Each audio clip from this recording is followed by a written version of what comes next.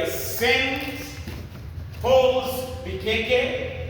Mniruhusu niwasalimu nyote katika jina la Bwana wetu Yesu Kristo. Bwana asifiwe. Mwami Yesu esombwe. Esomibwe. Mwami Yesu afume. Bwana asifiwe. Kabla sijaenda kwa mafunzo, wacha nianze na maandiko. Katika kitabu cha Mathayo 8:28 mpaka 34, Yesu akaondoka akaenda kwa mji wa Wagerasi. Kabla hajafika, kwanza alikuwa ametuliza bahari. Kabla hajafika, kulikuwa na watu wawili waliopagawa na mapepo. Hao watu walikuwa wakiishi kwa makaburi.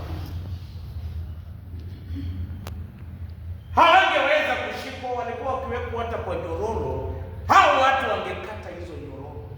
Walikuwa wanajikata miili zao kwa mawe. Hao watu wakamjia Yesu na wakamwambia Yesu, Mwana wa Mungu, una nini na sisi? Mbona umekuja kwetu kabla ya wakati? Yesu wakamwambia Yesu, turuhusu twende kwa nguruwe. Huyo mtu Yesu akauliza, mnaitwa nani? Wakasema, tunaitwa Ndicho, kwa sababu walikuwa wengi. Yesu akawaambia, nendeni kwa nguruwe.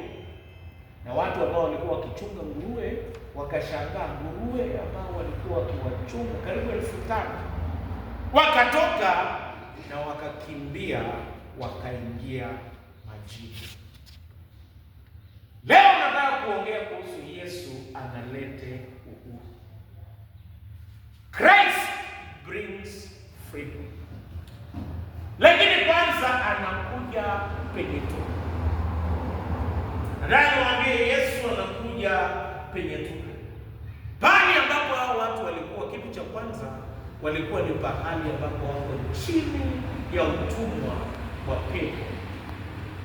Kitu cha kwanza, mtu akiangalia pepo anafikiri ni mtu ambaye kichwa kimeruka.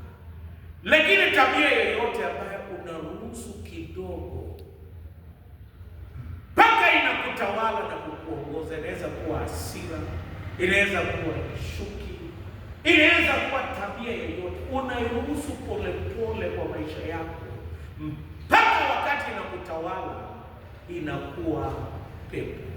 Wengine wako na pepo ya uongo, pepo ya uchumi, pepo ya hasira. Unajua ni wengi unairuhusu mpaka wakati inakutawala kabisa. Kuna wengine hasira inawafanya wanafanya vitu vingi. Kuna wengine wamevunja vyombo vyote kwa sababu ya hasira, lakini si wa parokia. Inaongea kuhusu watu wa mbali. Kuna wengine ambaye kwa sababu ya hasira amewahi kuumiza watu, na hata uchungu imetawala wengine mpaka haoni chochote. Hapo ndio penye Yesu alipata hao watu. Kitu cha kwanza, walikuwa wamejitenga na watu. Wakati huko kwa utumwa, bondage destroys life. Utumwa inaharibu maisha. Kitu cha kwanza, inatufanya tukae mbali na watu. Kitu cha pili, inatutawala na inatukontrol sisi. Inatupa anxiety.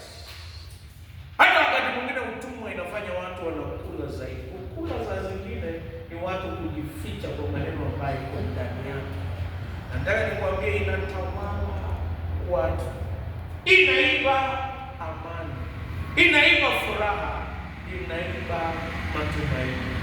Nataka niseme ya kwamba utumwa inaharibu maisha.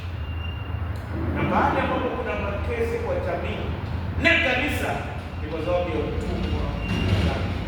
Mwingine ana uongo, mwingine hataki mambo yake yaonekane. Wakati mwingine kuko na tabia ambazo hazipendezi.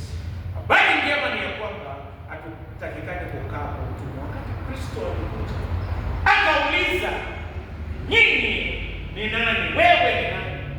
Na hata tutaona kwa hiyo kitabu ambacho tunaenda kujifunza, who are you? Wewe ni nani? Wakati watu wanauliza juu yako, wanasema wewe ni nani? Mtu mmoja akauliza who are you?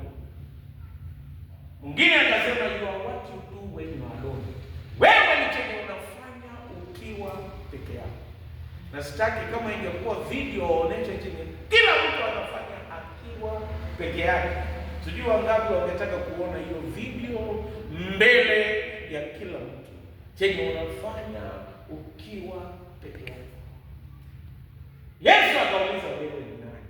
Na hata mpaka siku ya leo mimi nauliza who are you? Huyu mtu akasema mimi nilicho, kwa sababu tuko wengi ndani yake.